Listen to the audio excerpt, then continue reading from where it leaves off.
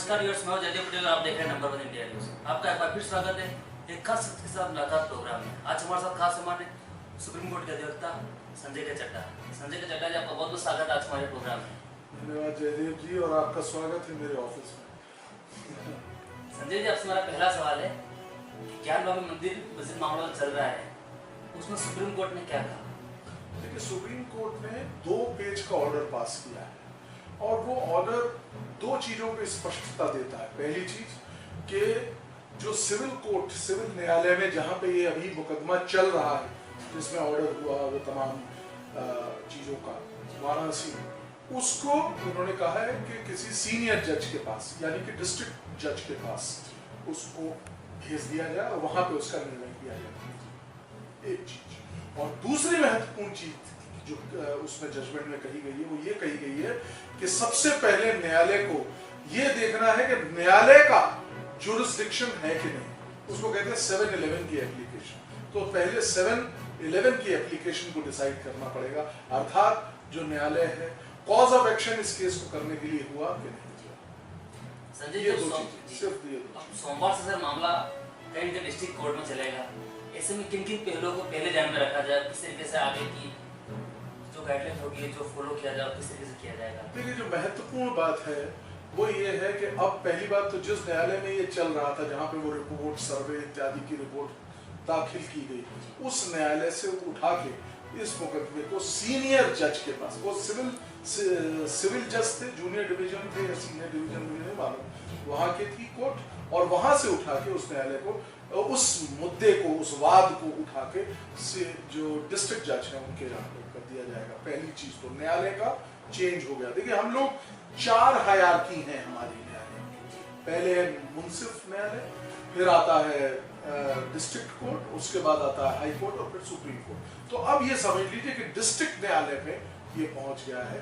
जिला के जो जज हैं वो इसको अब सीनियर जज जो है वो इसकी अब आगे की पैरवी करेंगे, और नॉट पैरवी करेंगे, आगे उनकी कोर्ट में भी मुकदमा चलेगा। संजय जी, सारे मामलों को अगर देखा जाए, पूरा जो पहलू जो चल रहा है मस्जिद और मंदिर के बीच में, इसमें मुस्लिम समुदाय पर्टिकुलर एक ही बात को बार बार दोहरा रहा है, 1991 एक्ट को लेकर के। तो आखिर 1991 एक्ट है क्या? देखिए, 1991 का जो एक्ट है वो एक्ट पास किया गया था, एक बैकग्राउंड थी उसकी। उस वक्त अयोध्या का जो मामला था वो सुर्खियों में था। उस वक्त चारों ओर उसके प्रति आंदोलन चल रहा था। तो एक बहुत बड़ा विचार सामने आया कि क्यों इस तरह के मुद्दे, क्योंकि 1-2 तो है नहीं, हमारे देश में इस तरह के कई मुद्दे हैं। तो आज अयोध्या का मुद्दा है, कल कोई और मुद्दा सरफेस हो जाएगा, परसों कोई और मुद्दा सरफेस हो जाएगा। तो इस चीज को रोकने के तात्पर्य से इस पर्टिकुलर एक्ट को पास किया गया था। और इस एक्ट में लिखा गया था कि 15 अगस्त 1947 की एक तारीख में जो रिलीजियस एस्टेब्लिशमेंट, रिलीजियस प्लेसेस जिस स्थिति में थे उसी स्थिति में उनको रखा जाएगा। उनमें कोई चेंज नहीं होने दिया जाएगा, उनमें कोई चेंज नहीं होगा, ये उसमें कहा गया। अब उसके बाद क्या होता है कि उसकी लॉ की एक्सेप्शंस भी हैं, सेक्शन 4 भी है। मैं उससे जाने से पहले एक सेक्शन 6 का बताना यहाँ आवश्यक समझता हूँ। सेक्शन 6 जयदेव जी बोलता है कि अगर कोई व्यक्ति उस चीज को डिस्टर्ब करेगा, अर्थात वो जो रिलीजियस स्ट्रक्चर है उसको, नेचर को बदलने का प्रयास करेगा, तो उसको 3 साल की सजा मिलेगी। इतना सख्त कानून है।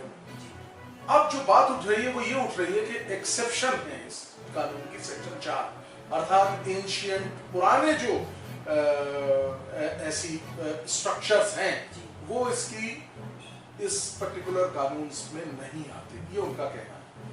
तो इसका भी एक अपना 2 मिनट जरूर लूंगा आपको बताने में।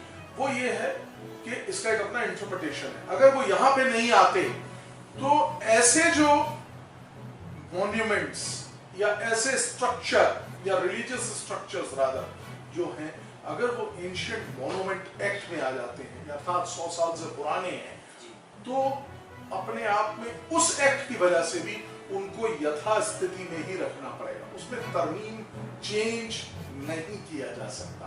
ये तो दोनों लॉ, मुझे ऐसा लगता है, एक ही चीज को कहते हैं कि रिलीजियस स्ट्रक्चर को चेंज नहीं किया जाता। अब इसके बाद मुझसे कई लोग ये पूछते हैं बार बार, तो मंदिर बनेगा कैसे?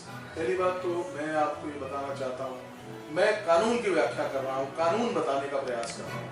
अगर मंदिर इत्यादि को बनाना है तो सेंट्रल गवर्नमेंट को कानून में अमेंडमेंट करना पड़ेगा, या जैसे कि राम जन्मभूमि की एक्सेप्शन थी, ऐसे ही आपको इसकी एक्सेप्शन। क्या हमारा देश इस चीज के लिए राजी है? ये तमाम चीजें केंद्र सरकार को देखनी है, और मुझे इसमें कोई भी संशय नहीं है, केंद्र सरकार इस चीज में उचित निर्णय लेगी। लेकिन तब तक कानून की व्यवस्था यही है जो मैंने अभी आपको बताया। संजय जी, आपसे मेरा क्लोजिंग क्वेश्चन है कि हिंदू पक्ष भी अपनी दलीलें रख रहा है और मुस्लिम पक्ष भी अपनी दलीलें कहीं की रख रहा है।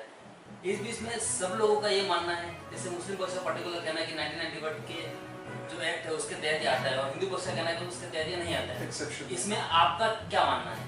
आपकी अपनी राय क्या है? मेरी अपनी राय निजी तो नहीं, मैं कानूनी राय बताना चाह रहा हूँ, क्योंकि दोनों पक्ष के लोग हैं। और इवन 1991 का जयदेव जो लॉ है, ये चैलेंज भी किया गया है सुप्रीम कोर्ट के आगे, वो भी पेंडिंग है, 2 साल से वो चैलेंज।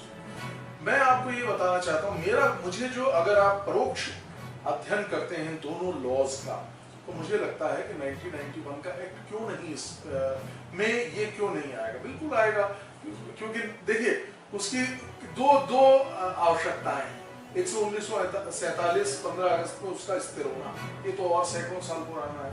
और दूसरी ये कि उसमें कोई अगर डिस्प्यूट होता है तो वो डिस्प्यूट नहीं चलेगा। तो ये 2 बातें हैं। अब वो कानून तो है, उसको आप चैलेंज करिए, उसको आपने हटाना है तो हटाइए, जो भी है वो तो सरकार का काम है, और मुझे लगता है न्यायालयों का भी काम है। और ब्रॉडली अगर आप मुझसे पूछे तो न्यायालय इसको बेसिकली कानून के बाहर तो नहीं जाएगा, जो कानून है उसी को लेके आगे बढ़ेगा। मुझे ऐसा लगता है कि यही स्थिति है। संजय जी, मैं आपसे क्लोजिंग कमेंट चाहूंगा कि हमें शायद कानून है जो संसद में पारित होता है कहीं ना कहीं, जिसमें 1991 एक्ट पारित हुआ है, ऐसे में अगर बार बार इनके अगर मान लो इम्प्लीमेंट करें, मान लो इसमें कुछ चेंजेस करें, तो ये कहाँ तक जायज है भारत के संविधान के हिसाब से? संविधान ये जायज और नाजायज वाली बात तो मैं नहीं बता पा रहा हूँ, नहीं बताऊंगा या नहीं बता सकता। ये दोनों का अपनी अपनी इंटरप्रिटेशन हो सकती है कि कोई पक्ष कह सकता है कि जायज है, कोई पक्ष, लेकिन अमेंडमेंट का प्रोविजन है, तरमीम की जा सकती है। लॉ क्यों बनता है? अगर मैं आपसे ये पूछूं, लॉ का उद्देश्य होता है कि जो देशवासी हैं उनकी जो आशाएं आकांक्षाएं हैं उनको पूरा करने के लिए लॉ बनता है। देश में व्यापक रूप से सब लोग समृद्धि की ओर बढ़े, शांति रहे, इसलिए लॉ बनाया जाता है। तो ये सरकार को देखना है, ना कि ये मुझे देखना है या आपको देखना है या किसी भी अन्य व्यक्ति को देखना है कि ये कानून बनना चाहिए कि नहीं बनना चाहिए। सरकार का अपना नजरिया होगा, वो देखेंगे और उस पर निर्णय लेंगे। हम तो सिर्फ लॉ की आज की व्यवस्था जो है वो यही है। संजय जी, आपने नंबर 1 समय निकाला, उसके लिए बहुत बहुत धन्यवाद।